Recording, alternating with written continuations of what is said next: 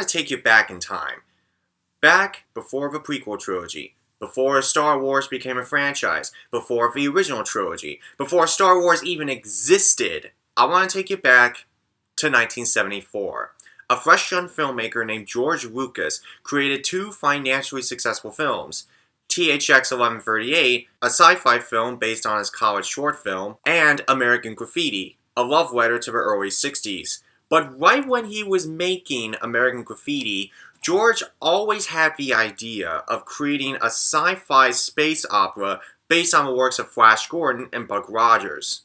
Once he finally had a script together, which was a long and complicated process of different edits and rewrites and different views on how the film should be made, different points of view, and so forth. And by 1975, he finally had a script together.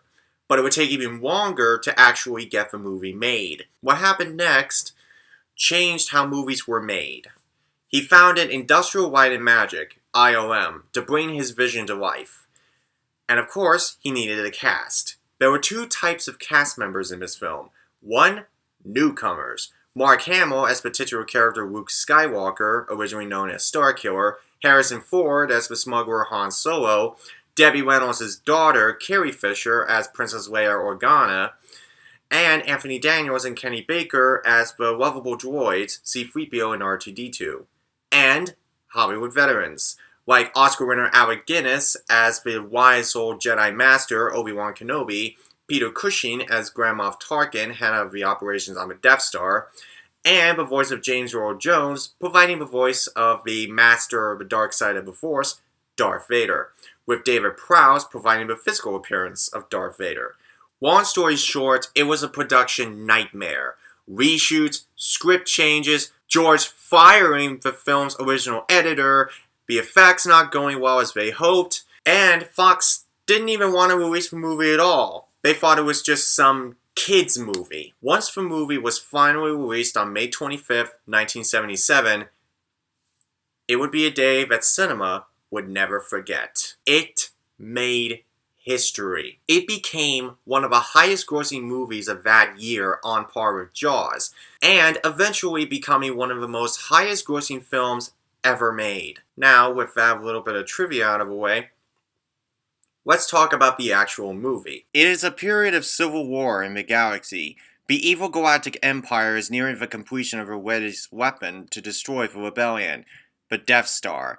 Princess Leia hides the plans for the Death Star inside R2-D2, and it and his companion C-3PO escape to the desert planet of Tatooine in order to transfer the plans to Obi-Wan Kenobi, hoping that he can help the Rebel Alliance. There, we meet farm boy Luke Skywalker, who must learn about the Force in order to rescue the princess and stop the Empire's rampage of destruction. Alongside our good friends, the smuggler Han Solo and his partner Chewbacca, our four heroes, along with Princess Leia, are out to save the galaxy from the Empire. Alright, so what can I say about this movie that hasn't already been said? Well, a better question would be, how can I describe this movie without overpraising it? Well, let's start with the main characters. Our main characters are Luke, who learns about the Force. He is a great character because he is like the everyman who is chosen to fight a great evil. Han Solo is the smart smuggler who doesn't take crap from nobody. He's smart, funny, and sarcastic sometimes. Princess Leia can be funny too, even though she's the damsel in distress. She's a great warrior and a likable character. When we see all three characters together, we get to know them and love them for who they are. We enjoy them because they are relatable to the audience, and yet we never forget them for their personality and great chemistry.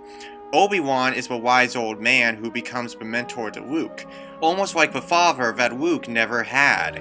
And yet we care about him when he dies because his character was so engaging, and even if you either seen the prequels or just this one film, you still care about him, as well as the rest of the characters. On the other hand, we have Darth Vader, who is one of the greatest villains of all time. To describe his personality, however, is a hard one, so I would rather just leave that up to interpretation. Grand Moff Tarkin is a really good villain too. Peter Cushing was well casted in the part, After all, he was a horror icon on the Hammer, Dracula, and Frankenstein films. Everyone is memorable and iconic. There is not one character that is bad. All of them are well casted and well acted. Oh, I forgot to mention we also have supporting characters too, like Luke's adopted parents, Uncle Owen and Aunt Beru. Owen is all about work, and Beru is the one who supports Luke no matter what it is. We see interesting characters and creatures and droids, including the droid-stealing characters known as Jawas. There's also the Sand People, as they are called. There are only 2 worlds we discover outside of the sequences on the Death Star. We see Tatooine and Yavin 4. Both worlds are unique. And remember, this is the very first Star Wars film, so it has yet to evolve. These 2 worlds became iconic because they were our first glimpses into the Star Wars universe. Any newcomer who has seen the prequels first and the original trilogy second will be disappointed that there isn't as many fights and battles in this film as you may think. But the good news is that it substitutes that for character development and storytelling. The fights, when they do happen, are amazing with great editing and suspense, especially the Battle of Yavin, or sometimes called Death Star Assault, which is beyond amazing. For 1977, this was something special. I can't do it justice. Just watch it. It works and gets you every time. And yes, to answer your question as to why I reviewed the movies in chronological order as to review the original films first, is because the dialogue in the scene at Obi-Wan's hut references the events you see in the prequels. Also, in this same scene, we have probably the best description of the Force. The Force is what gives the Jedi his power. It's an energy field created by all living things. It surrounds us and penetrates us. It binds the galaxy together. It can mean anything. It can mean anything you want it to be. It could be something mythical, something religious or spiritual. It could be whatever you want. The Force surrounds everything. It binds everything together, and it unites all of us in more ways than one. But whether you use it for good or evil is entirely up to you. Everyone else doesn't really believe in the Force, thinking that it's some kind of old religion. Personally, I like this description of the Force better than the prequels, because even though the prequels described the Force decently, they never really described its meaning, whereas this film did. What a lot of people forget is that this film was nominated for 10 Oscars and won 7, including Best Original Score.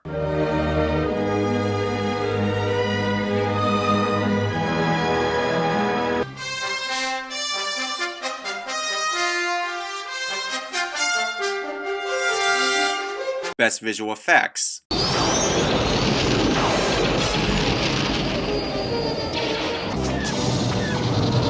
Best Film Editing, Best Sound Effects Editing, Best Production Design, Best Costume Design, and an honorary Oscar for its creature design and sound effects. For the first film in the franchise that has integrated and inspired so many people, it is one of the best films in recent memory. The movie was later retitled Episode 4, A New Hope, which, honestly, I don't really mind it. It's really a decent title, even though it was originally just called Star Wars. It has a star power that both inspires and intrigues.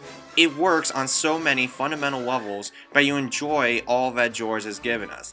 With great characters, good storytelling, and with so many references and influences that this film reminds us of, it's no wonder that Star Wars has such a universal appeal to both kids, adults, sci-fi fans, and so much more. I could go on and on talking about this film, but all you really need to know are the essentials. I'll talk more about this film on my Reflections on the Original Trilogy video. All you need to know right now is that I love this film, and I highly encourage you to give it a watch. Unfortunately, George has spent his entire time tweaking this movie with his special editions that are released on DVD and Blu-ray nowadays. So, it's really hard to find the original 1977 version, but even if you did see the movie on DVD or Blu-ray, I recommend the 2006 Limited Edition DVD, thankfully, the heart of the story is still the same. I'd say definitely give this one a watch. It is a must-see.